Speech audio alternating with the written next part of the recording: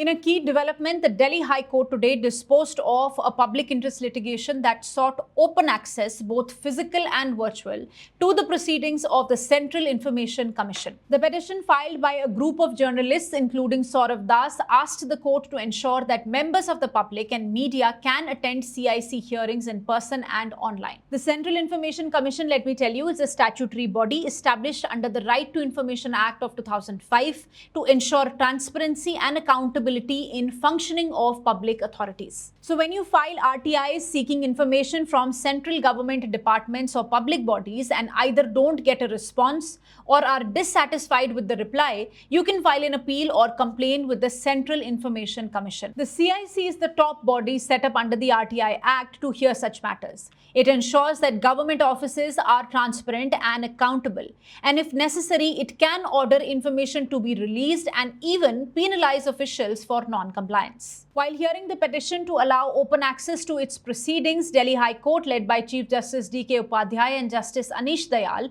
refused, saying that this is a complex issue involving major infrastructural requirements. The bench noted that an earlier 2016 CIC order had already stated that hearings are ordinarily open to the public, and therefore there was no need for a fresh declaration by the court on that front. As for physical access, the court has allowed the petitioners to approach the CIC directly. But when it came to virtual access, appearing for the government, Additional Solicitor General Chetan Sharma informed the court that a similar matter is already pending before the Supreme Court, dealing specifically with the issue of virtual hearing facilities at CIC. Given this, the High Court advised the petitioners to seek impleadment before the Supreme Court to avoid duplicity of proceedings. The bench also expressed practical concerns such as how many people CIC hearing rooms can accommodate and the need for massive infrastructure investment if virtual access is to be given to the public. So while the demand for transparency in quasi-judicial hearings is legitimate, the court left the issue of public and journalist access,